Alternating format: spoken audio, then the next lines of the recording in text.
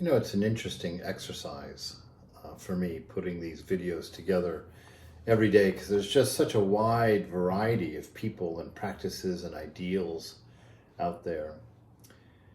And the first fundamental question, is someone believing in God or not believing in God? I've talked a little bit about this in the past. All the sages talk of God. Even the path of the Jnani, or the path of knowledge, this Advaita Vedanta. Advaita Vedanta, that idea of one without a second, that everything is divine, that alone exists, one without a second, and thou art that.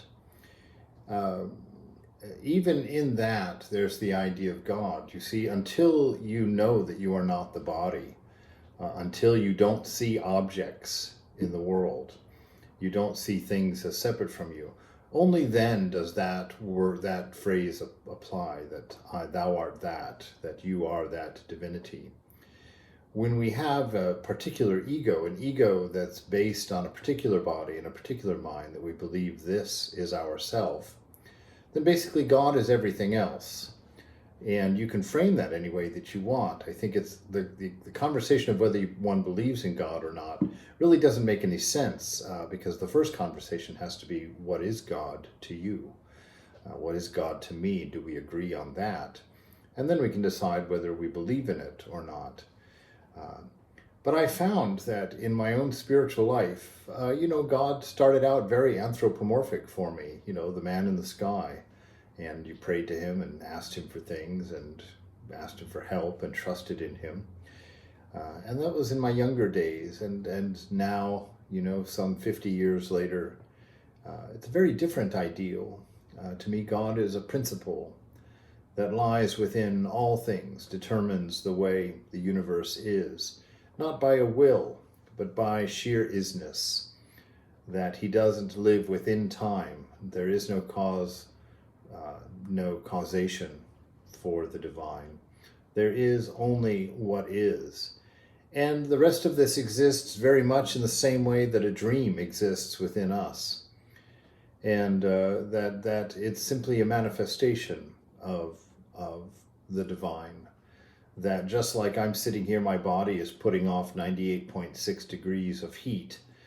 There's no will in me for that. There's no decision process in me for that. It simply is because I am.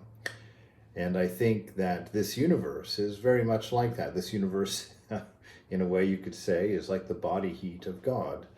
God is, and so this universe. Our minds contain time, space, causation, past, present, and future. And egoism brings us down to the smallness of a particular perspective. But behind that perspective, behind the mind, transcendent to the mind, is that eternal isness, the I am of the Old Testament God, the ever-present Satchit Ananda in the Vedantic context. It's God as love, God as wisdom, God as existence. That is the final realization. And so I hesitate to make a big deal out of whether we believe in God or not, because it's kind of a moot point. If there is no God and you believe in one, what difference does that make? If there is a God and you don't believe in that, what difference does that make? I think the question really to investigate is, what's up? What is life? What is it about? And I think that you take some of the things that you can experience just in your day-to-day life to kind of suss out the nature of this reality that we're in. Some of the undefinable profundities that we experience, like love. Love is one of those undefinables. You can sort of come up with a working definition for it, but then there's always a way that love manifests that doesn't really fall within that definition. It's one of the infinites. Beauty is another one. How do we know what is beautiful? Why is there such a thing as beauty? It's one of those infinites as well, that there's not an easy way to describe it, to trap it in a set of adjectives. It's kind of beyond that. Wisdom. What is wisdom? What constitutes wisdom?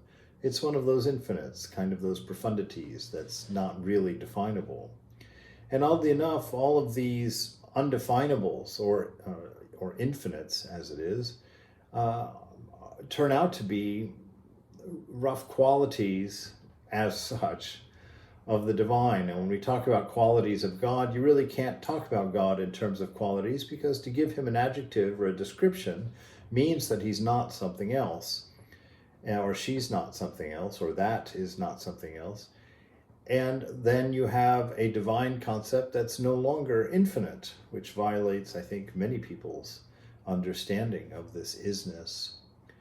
And so God as the principle of love, wisdom, existence, beauty, infinity, this is a nice working idea for God. And if you have an infinite God, there is no place that God is not. And from that, you can deduce that somehow you are that.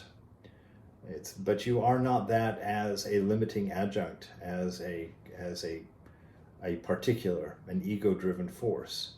But you are that as a manifestation of something greater than yourself, greater than this physical self, this body self.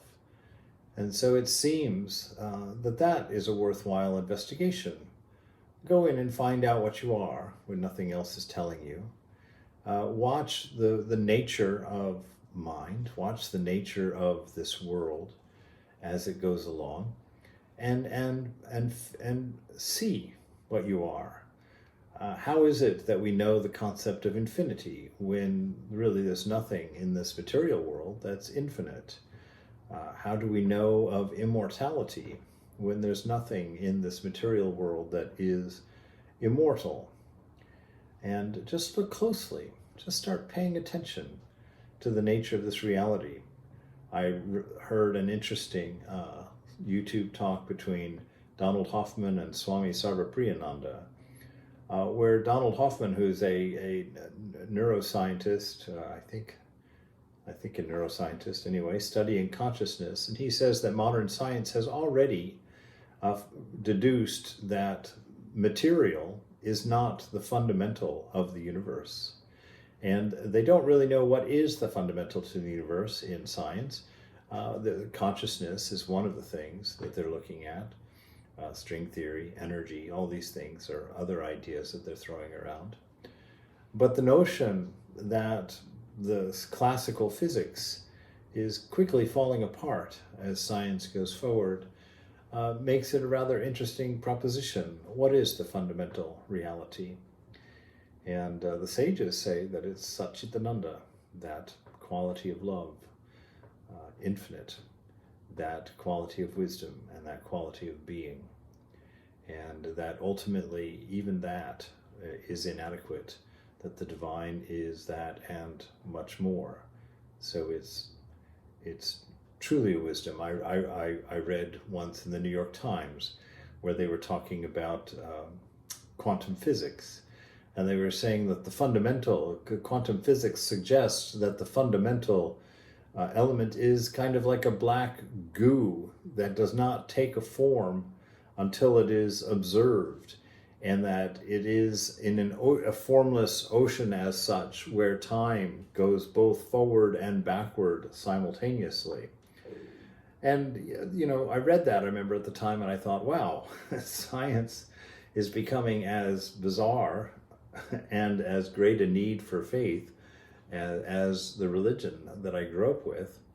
And I thought that made a very interesting idea of like really the verdict is still out there, unless you're going to take the wisdom of the ancient sages, or I would think to take their ideas and find a way of scientifically testing them, poking at them.